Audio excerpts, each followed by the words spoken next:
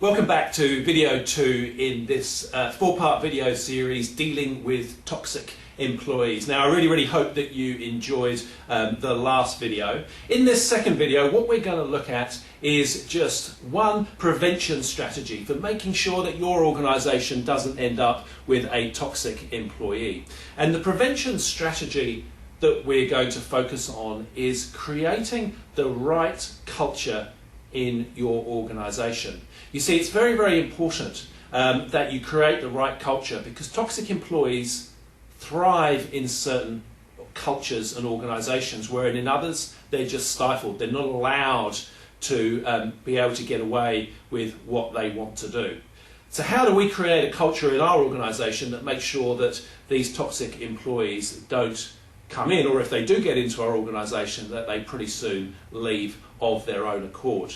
Now, in the last video we looked at what was a toxic employee, and what we looked at was that a toxic employee is not necessarily a disengaged employee. In fact, they may be quite engaged, but the key factor about toxic employees is that they cause disengagement amongst everybody else. And the people who are victims of toxic employees, they're the people that perceive themselves to be on the receiving end of negative behaviour. And we looked at some negative behaviour, antisocial behaviour, harassment, discrimination, or maybe just those unsubtle antisocial behaviour that just goes on for a period of time, very subtly over a long period, and we said that we actually called that bullying. So that's what a toxic employee is and how they like to operate. So how can we create an environment where those negative behaviours, those negative actions cannot occur? So let's first of all look at some of the environments in which toxic employees thrive. And what the research tends to suggest, and I'm referring here to the research carried out by the Department of Labour and Massey University, is that toxic employees or bullies tend to thrive in organisations where there are limited policies and procedures, or maybe there are no employee policies and procedures. And the reason for that is that when there's no policies and procedures, it allows the toxic employee the freedom to behave as they want. You see, policies and procedures set the boundaries by which employees must behave towards each other. And if none exist, or they're very limited in shape or form, then there's a lot more freedom for that toxic employee to do as they please. And particularly if they're in a managerial or leadership position, they will have a lot of managerial prerogative. They will be able to dictate, and dictate is the operative word here in many cases, they will be able to dictate exactly how they want things done. They will be able to create their own culture outside of or separate to what the organisation is actually trying to create itself. So the employee manual, or the employee policies and procedures manual, is actually a very good way of trying to communicate the culture of your organisation.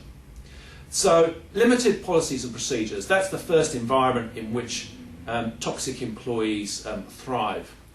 Also, think about those organisations or those businesses where the philosophy is get the job done at all costs, at all or any cost, even the cost of how the employee's health and mental wellness is. So the job's got to be done. It doesn't matter whether you're sick, it doesn't matter whether you've got to work right through the night, the job's got to be done. Now, the toxic employees love that kind of environment, because that allows them to exert their pressure and their influence on those who are below them in the food chain in your organisation.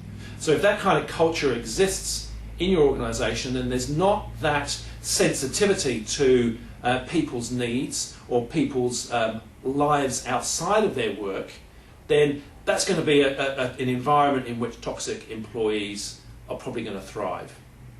And sometimes in these organisations or these types of cultures, it can be quite hostile in terms of the communication between individuals, where that kind of hostility between manager and employee or between people within a team is not discouraged at all. People aren't encouraged to be courteous to other people in the workplace because the important thing is to get the job done. It's the job that's important, not the people that are doing it.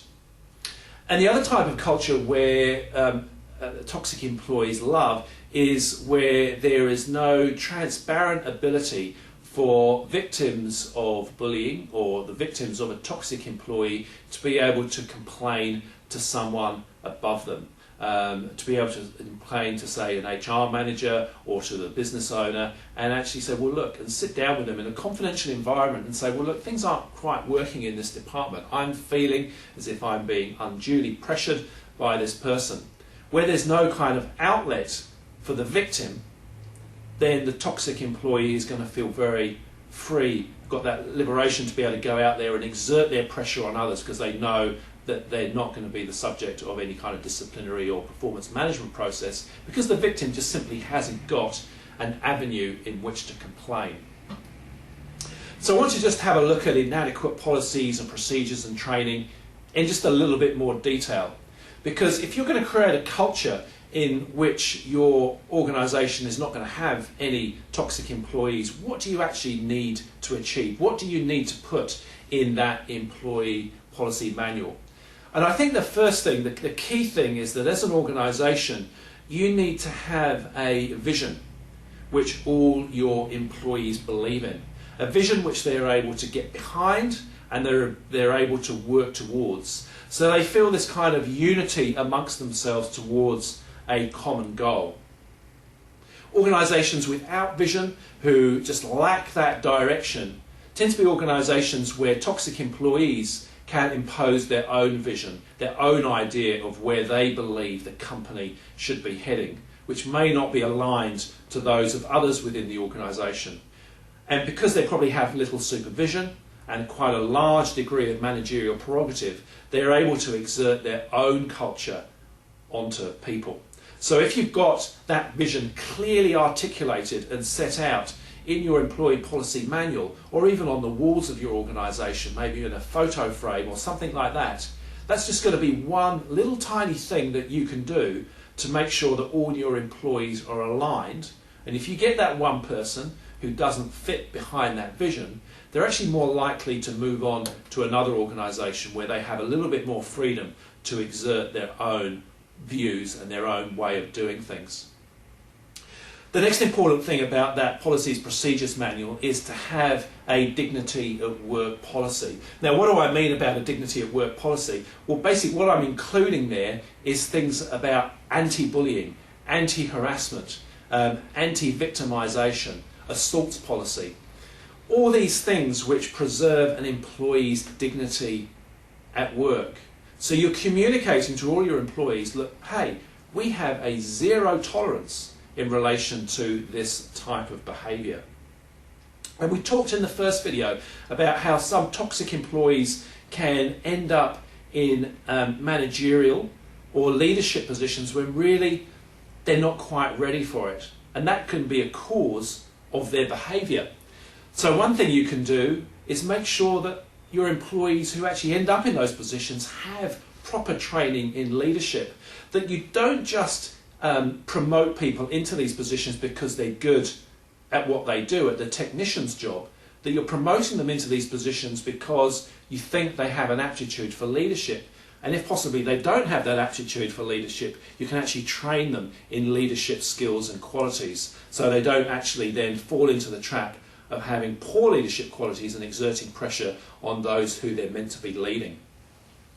And another thing which the research suggests is that if you carry out regular performance appraisals, you actually stand a much better chance of being able to eliminate toxic employees. Because that's your communication with everybody. You'll be able to hear whether there are any complaints within your organisation of maybe people being bullied. And it enables you, if you're putting a toxic employee through regular performance appraisals, to be able to manage them not only in relation to the technical work which they do, but also in relation to their leadership capability and their management capability.